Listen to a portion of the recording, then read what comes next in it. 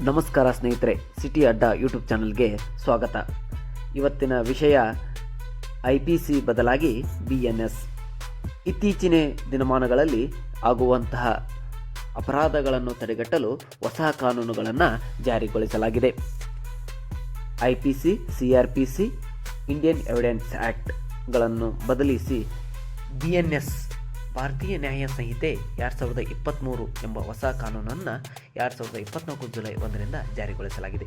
ಮೊದಲು 511 ಕಲಂಗಳಿದ್ದ ಈ ಕಾನೂನು ಈಗ 358 ಕಲಂಗಳಿವೆ. ಹಾಗೆ ಭಾರತೀಯ ನಾಗರಿಕ ಸುರಕ್ಷಾ ಸಂಹಿತೆ 2023 ಜಾರಿಗೊಳಿಸಲಾಗಿದೆ. ಹಾಗೆ ಇದರಲ್ಲಿದ್ದಂತಹ 484 ಕಲಂಗಳ ಬದಲಾಗಿ ಈಗ 531 ಕಲಂಗಳಿವೆ. ಭಾರತೀಯ ಸಾಕ್ಷ್ಯ ಅಧಿನಿಯಮ ಕಾನೂನಿನಲ್ಲಿ ಇದ್ದಂತಹ 167 ಕಾನೂನುಗಳು ಹೊಸ ಕಾನೂನಿನಲ್ಲಿ 170 ಕಲಂಗಳು. ಬನ್ನಿ ಸ್ನೇಹಿತರೆ, ಭಾರತ ದಂಡ ಸಂಹಿತೆ ಇತಿಹಾಸವನ್ನು ತಿಳಿಯೋಣ. ಭಾರತೀಯ ದಂಡ ಸಂಹಿತೆಯು ಜಾರಿಯಾಗಲು ಪ್ರಮುಖ ಪಾತ್ರವನ್ನು ವಹಿಸಿದಂತಹ ವ್ಯಕ್ತಿ ಲಾರ್ಡ್ ಥಾಮಸ್ ಮೆಕಾಲೆ ಅವರು.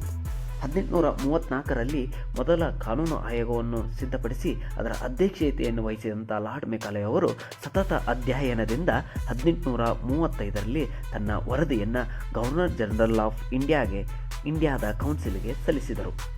ಈ ಇಂಡಿಯಾ ಕೌನ್ಸಿಲ್ ತಮ್ಮ ಅಂತಿಮ ಕರಡನ್ನು 1837ರಲ್ಲಿ ಕೌನ್ಸಿಲ್ ಭಾರತದ ಗವರ್ನರ್ ಜನರಲ್ಗೆ ಸಲ್ಲಿಸಿದರು. ಆದರೆ ಮತ್ತೆ ಅದನ್ನು ಪರಿಷ್ಕರಿಸಲಾಯಿತು. ನಂತರದಲ್ಲಿ ಈ ಕರಡು ರಚನೆಯು 1850ರಲ್ಲಿ ಪೂರ್ಣಗೊಂಡಿತು. ಹೀಗೆ ಪೂರ್ಣಗೊಂಡಂತಹ ತನ್ನ ವರದಿಯನ್ನು 1856ರಲ್ಲಿ ಲೆಜಿಸ್ಲೇಟಿವ್ ಕೌನ್ಸಿಲ್ಗೆ ಪ್ರಸ್ತುತಪಡಿಸಿದರು. ಆದರೆ ಅದೇ ಕಾಲಘಟ್ಟದಲ್ಲಿ ನಡೆದಂತಹ ಭಾರತೀಯ ಸ್ವತಂತ್ರ ಸಂಗ್ರಾಮದ ನಂತರ ಬ್ರಿಟಿಷ್ ಇಂಡಿಯಾ ಶಾಸನ ಈ ಪುಸ್ತಕದಲ್ಲಿ ಸ್ಥಾನ ಪಡೆಯಲಿಲ್ಲ.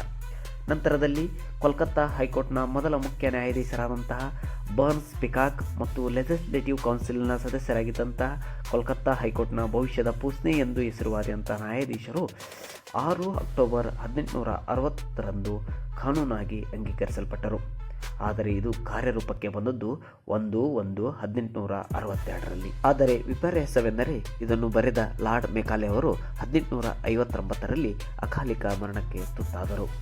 ಅವರು ಬರೆದ ಭಾರತೀಯ ದಂಡ ಸಂಹಿತೆಯನ್ನು ಜಾರಿಯಾಗುವುದನ್ನು ಅವರು ನೋಡಲಾಗಲಿಲ್ಲ.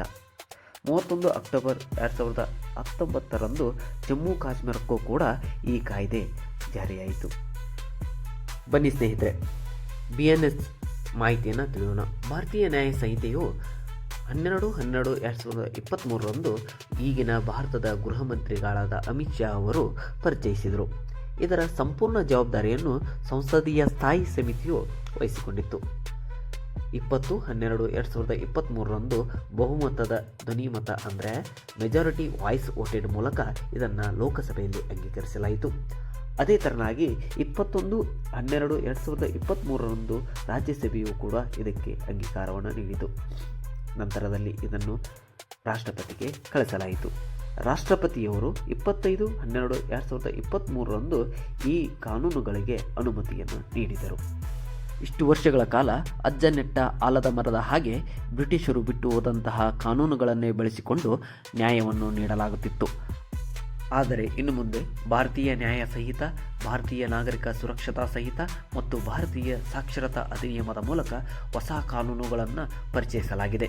ಇದರ ಮೂಲಕ ತ್ವರಿತಗತಿಯಲ್ಲಿ ನ್ಯಾಯದಾನವನ್ನು ಮಾಡಲು ಭಾರತ ಸರ್ಕಾರವು ಯೋಚಿಸಿದೆ. ಸ್ನೇಹಿತರೆ, ಈ ಮಾಹಿತಿಯನ್ನು ನಿಮ್ಮ ಕುಟುಂಬದವರಿಗೂ ಮತ್ತು ನಿಮ್ಮ ಸ್ನೇಹಿತರಿಗೆ ಶೇರ್ ಮಾಡಿ ಮತ್ತು ಈ ಹೊಸ ಕಾನೂನುಗಳ ಬಗ್ಗೆ ಅವರಲ್ಲಿಯೂ ಕೂಡ ಜಾಗೃತಿ ಮೂಡಲಿ. ಅವರು ಕೂಡ ಈ ಕಾನೂನುಗಳ ಬಗ್ಗೆ ಜ್ಞಾನವನ್ನು ಹೊಂದಲಿ. ನಮಸ್ಕಾರ.